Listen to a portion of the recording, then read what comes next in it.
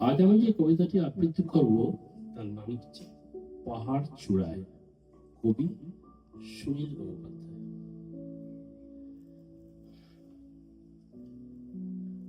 অনেকদিন থেকে আমার একটা পাহাড় কেনার শখ, কিন্তু পাহাড়কে বিক্রি করে তা জানি না। যদি তার দেখা পেতাম, দামের জন্য আটকাতো না। আমার একটা নিজস্ব নদী আছে, সেটা দিয়ে দিতাম পাহাড়টার বদলে। কে না জানে পাহাড়ের চেয়ে নদীর দামই বেশি। পাহাড় স্থানীয়, নদী ভগবান। তবু আমি নদীর বদলে পাহাড়টাই কিনতাম, কারণ আমি ঠকতে চাই। নদীটা অবশ্য কিনেছিলাম একটা দ্বীপের বদলে। ছেলেবেলায় আমার বেশ ছোট্টখাট্ট ছিমছাম একটা দ্বীপ ছিল। সেখানে অসংখ্য প্রজাপতি। শৈশবে দ্বীপটি ছিল আমার বড় প্রিয়।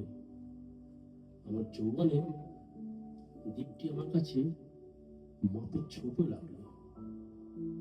প্রবহমান থন্নি ছিপছিপে নদীটি বেশ পছন্দ হলো আমার। বন্ধুরা বলল, ওইটুকু একটা দ্বীপের বিনিময়ে এত বড় একটা নদী পেয়েছিস, খুব জিতেছিস তো।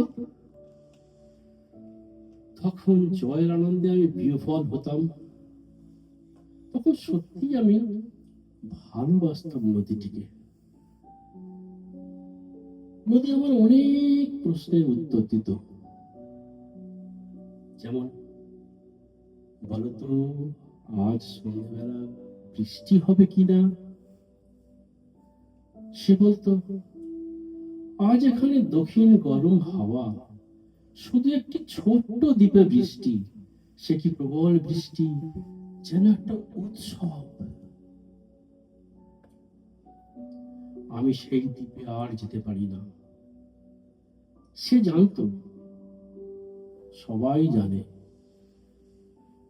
শৈশবে আর ফিরে যায় না। এখন আমি একটা পাহাড় কিনতে চাই। সেই পাহাড়ের তলায় পায়ের কাছে থাকবে গহন অরণ্য। আমি সেই অরণ্য পার হয়ে যাব। তারপর শুধু রুক্ষ কঠিন পাহাড়,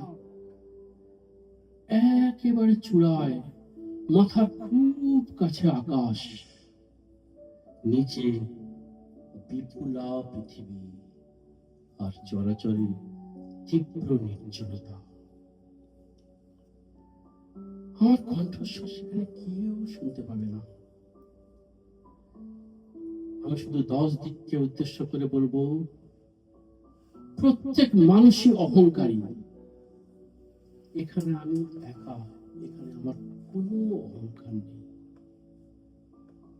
এখানে জয়ী হওয়ার বদলে ক্ষমা চাইতে ভালো লাগে। হে 10 দিক, আমি কোনো দোষ করিনি, আমাকে ক্ষমা করো।